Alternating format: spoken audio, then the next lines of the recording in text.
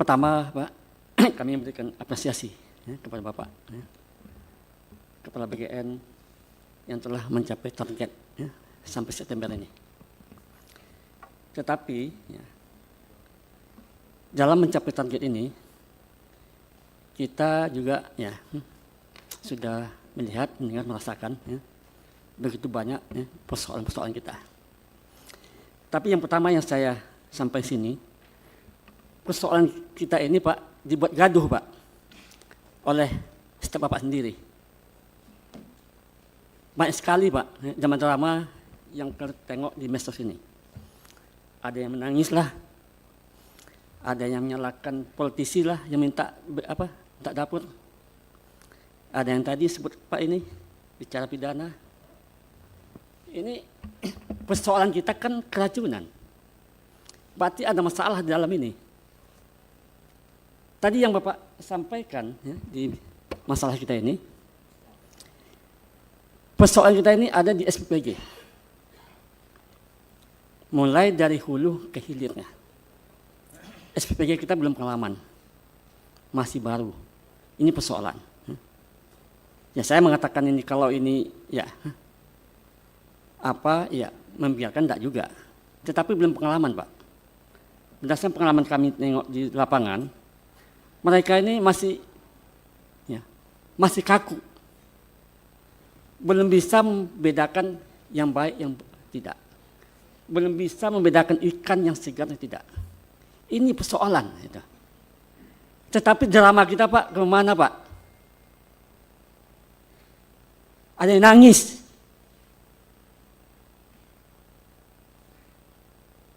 Ada yang politisi lagi yang dibawa. Kalau ada politisi, tunjuk hidungnya. Siapa? Jangan kita bicara di medsos. Pertama ramai Pak. Kasihan Pak Bapak.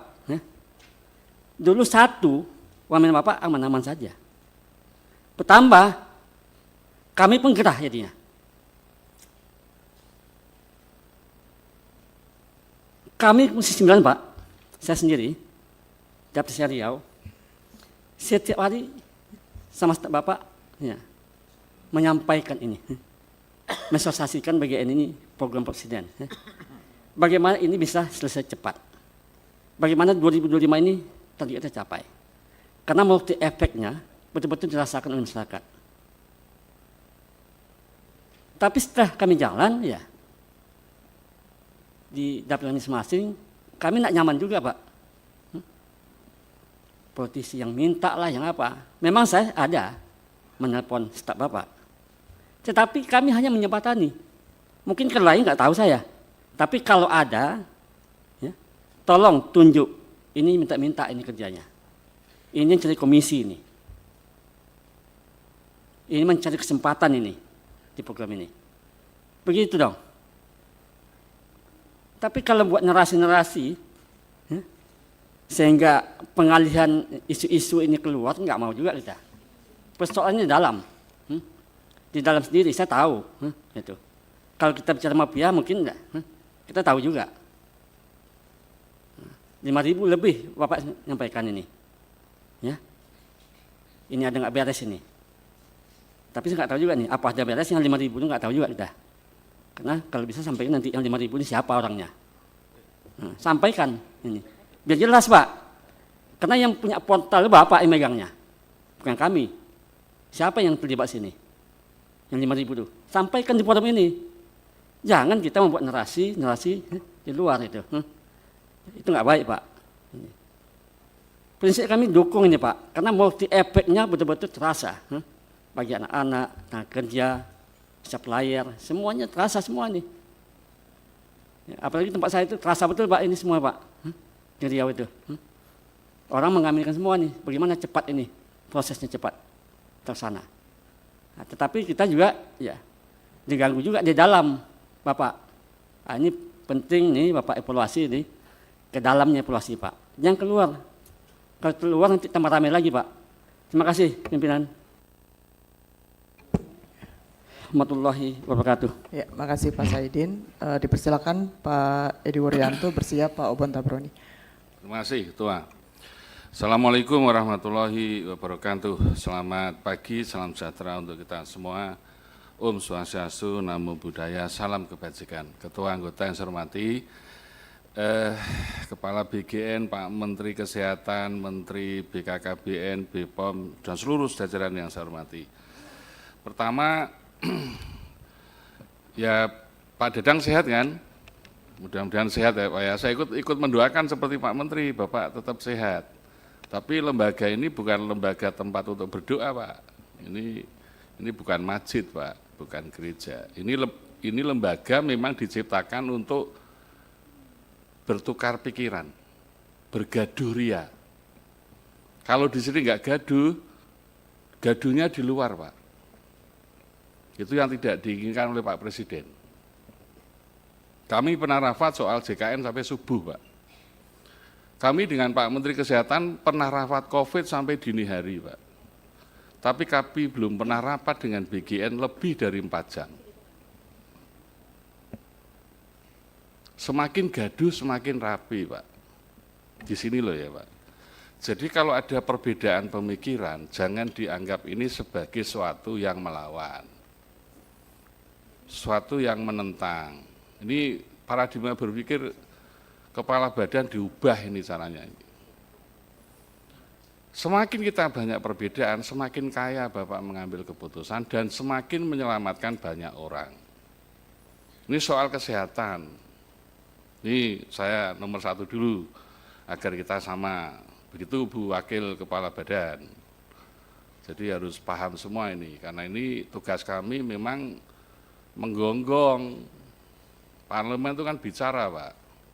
Kalau kami nggak bicara nanti dianggap publik kerja apa. Sama juga kami ditanya oleh media, ini keracunan segitu banyak, apa yang dilakukan oleh Komisi 9? Jawab kami apa Pak? Akhirnya gaji kami dipotong Pak, itu loh Pak.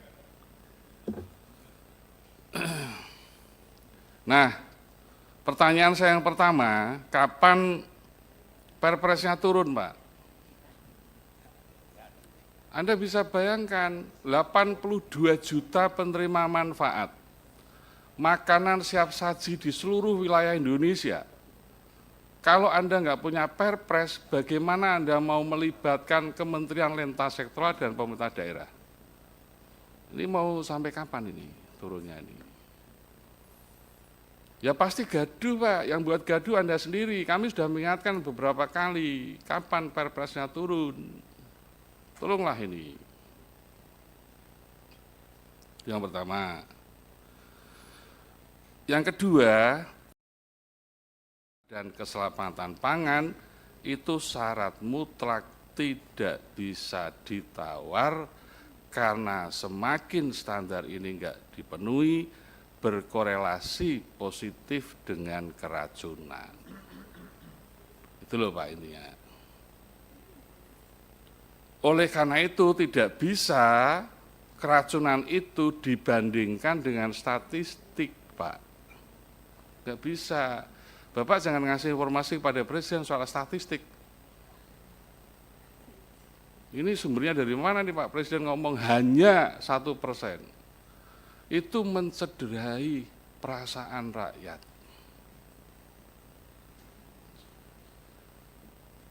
Ini tidak boleh Pak. Keselamatan rakyat itu zero, Pak. Seperti kepala BPOM tadi.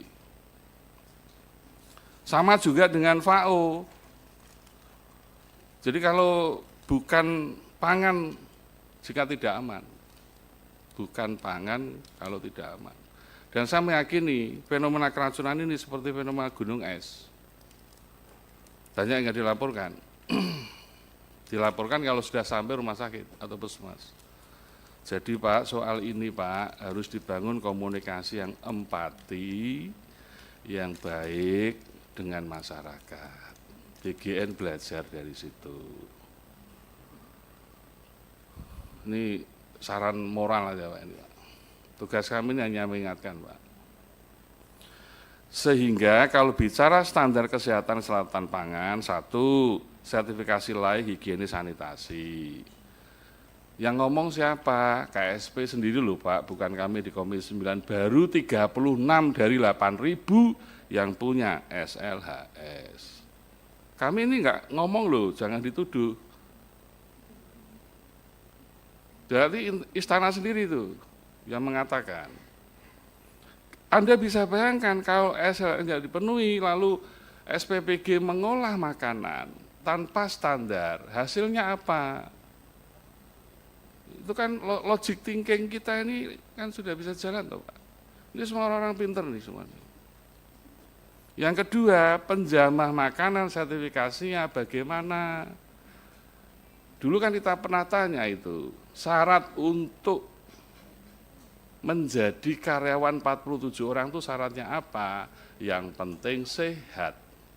Tapi lupa bahwa orang yang ada di situ itu semuanya memiliki kesempatan untuk kontaminasi makanan. Tambah lagi HACCP, tambah lagi CPPOB. Kalau ini semua dipenuhi Pak, saya yakin kok bahwa SPPG bagian dari bisnis seperti catering. Dengan catering kita bisa galak, dengan SPPG sendiri kok kita lemah sekali. Mohon Pak, ini betul-betul quality ini diperbaiki. Saya agak bingung ketika pendampingan koki terlatih. Terus ngambil kokinya dari mana? Siapa koki itu? Apakah mau ngambil chef dari Singapura misalnya, atau yang kelas hotel berbintang misalnya? Dari mana ini chefnya ini? Nanti bagaimana identifikasi chefnya ini? Apakah tidak sebaiknya dorong aja BPOM ini, dorong aja Kementerian Kesehatan, dorong aja Dinas Kesehatan Kabupaten Kota, dorong aja puskesmas, masuk ke semua dapur, diberi kesempatan mereka masuk. Banyak kok di lapangan begitu orang masuk dihentikan kok, nggak tahu siapa yang menghentikan itu. Seolah-olah ini untouchable. Ini perilaku siapa ini? Ini nggak bisa ditangani satu sektoral Pak. Ini mau diubah pikiran teman-teman bikian ini. Kemarin ada laporan wartawan mau masuk nggak boleh juga sampai dimarahi sampai mau berkelahi. Jangan begitulah Pak. Lalu bagaimana lagi melibatkan masyarakat? Komite sekolah, dinas pendidikan, guru yang nggak pernah dilibatkan. Teman-teman dinas kesehatan kalau mau masuk ke dapur mendampingi duitnya dari mana? Anggarannya dari mana? Kalau bupati mau menganggarkan regulasinya apa? Ini nggak mudah loh Pak. Pak Menkes bisa aja, apakah Pak Menkes bisa memerintah dinas kesehatan juga untuk turun ke bawah? Karena ini yang memiliki adalah pemerintah daerah. Maka PP 86 2009 kan sebetulnya sudah mengamanatkan keamanan pangan itu wewenang Menteri Kesehatan, wewenang BPOM, wewenang pemerintah daerah. 3 hal itu dilibatkan. Tapi kalau nggak ada perpresnya ya susah juga. Jadi perpres sangat penting. Nah, kemudian saya berharap mekanisme silang, penjaminan mutu internal dan eksternal, internal oleh bikin sendiri dikuati. Penjaminan mutu eksternal oleh Dinas Kesehatan, oleh BPOM, pemerintah daerah dikuati Pak. Terus dengan demikian, maka terakhir sudah habis ya, pas ini, 0,000 pas. Maka saya berharap Perpres dikeluarkan segera, lalu penjaminan mutu internal eksternal dilakukan. Jangan berharap bahwa pola seperti ini dipertahankan. Kalau pola ini dipertahankan, berani taruhan sama saya, semakin banyak jumlah dapur yang berdiri, semakin banyak jumlah keracunan. Dan itu bahaya. Dan itu wajah Pak Presiden, karena ini program champion Presiden. Kami semuanya mendukung, sayang sama MBG ini. Dan bagi kami, ini program kerakyatan yang betul-betul harapan Pak Menteri Kesehatan bisa menjadi salah satu alternatif untuk mengatasi malnutrisi dan stunting. Jadi Pak Menteri PMT-nya sudah sering kan, udahlah Menkes nggak usah ngasih PMT, BKKBN nggak usah ngasih PMT, masukkan melalui dapur, kalau dapurnya bagus. Tapi kalau dapurnya nggak bagus ya mikir-mikir itu Menkes sama BKKBN. Wassalamualaikum warahmatullahi wabarakatuh. Waalaikumsalam, terima kasih Pak Edi. Dipersilakan Pak Obon Tabroni, bersiap Pak Ade Rizky. Bismillahirrahmanirrahim. Assalamualaikum warahmatullahi wabarakatuh. Salam sejahtera untuk kita sekalian. Makasih Ibu yang saya hormati, seluruh yang hadir yang tidak bisa saya sebutkan satu persatu. Yang pertama gini Pak, saya lihat tadi apa paparan dari Kementerian Kesehatan, kemudian dari BP POM dan yang lain, itu luar biasa. Pertanyaannya sederhana, apakah paparan atau kesepakatan atau apapun dalam tingkatan di pusat itu sampai ke bawah? Sampainya ke tingkatan provinsi, sampainya ke tingkatan kabupaten, atau bahkan ketika bicara puskesmas itu kan sampai ke tingkat kecamatan. Kalau aturan yang ada, kemudian komitmen yang ada tidak turun sampai ke bawah, apa yang Bapak sampaikan tadi tentang bagaimana tentang pencegahan, tentang segala macam, rasanya akan sulit untuk mengatasi persoalan kita yang ada. Jadi satu, tanyaan saya, apakah setiap komitmen atau apalah dalam tingkatan pusat sampai ke bawah. Kemudian yang kedua Pak, saya di Bekasi, daerah saya daerah industri, ribuan perusahaan setiap hari mereka itu diberikan makan di kantin, ribuan perusahaan. Kalau nggak salah 7.000 perusahaan. Saya belum pernah dengar ada satu perusahaan yang keracunan. Kalau dibilang iya dia masak di pabrik, enggak juga.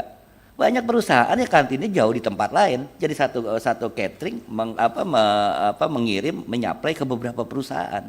Bukan karena ada memang yang cateringnya itu di perusahaan. Saya coba tanya, diskusi dengan mereka, para pelaku dunia usaha. Abang, Ibu, gimana sih Anda melihat apa yang terjadi dengan BGN? Ya repot Bang Obon. Kenapa? Kuncinya dalam makanan mereka sampaikan kan ada menu engineeringnya, kemudian ada strategi purchasingnya, ada handling bahan bakunya, kemudian storage management, dan semua yang disampaikan detail sekali oleh mereka. Pertanyaannya, apakah BGN menginformasikan, mengajarkan itu semua kepada SPPG yang ada? Kalau mengajarkan pada mereka, apakah juga turun kepada petugas-petugas yang ada terhadap tadi penanganan waktu memasaknya, kemudian bagaimana sampai manajemen penanganan, handlingnya, pengirimannya, itu penting. Poin-poin tadi saya nggak paham itu, apakah dijalankan enggak? Sehingga simpulkan saya sederhana Pak, bahwa terlalu mudah SPPG itu berdiri. Mereka hanya cukup mengupload, kemudian yayasan, kemudian mengirim, kemudian setelah itu diokehin, kemudian jalan. Itu mudah banget. Meski sekarang ada pembatasan tadi. Nah di poin tadi, sebelum berdiri, sebelum running, harus ada periode pelatihan tadi. Kalau memang ternyata dari pelatihan yang nggak mencukupi atau nggak mampu, ya masih banyak kok yang bisa menjalankan itu semua. Jadi yang kedua intinya pelatihan Pak. Kemudian yang ketiga tentang sanksi. Sebaik apapun aturan, sehebat apapun kita bikin SOP yang ada, tanpa sanksi yang jelas itu akan susah. Sanksi kepada siapa? Saya nggak bicara pidana, nggak bicara segala macam. Sanksi itu penting. Sanksi kepada SPPG-nya, sanksi kepada supplier, baik supplier buah-buahan atau yang lain.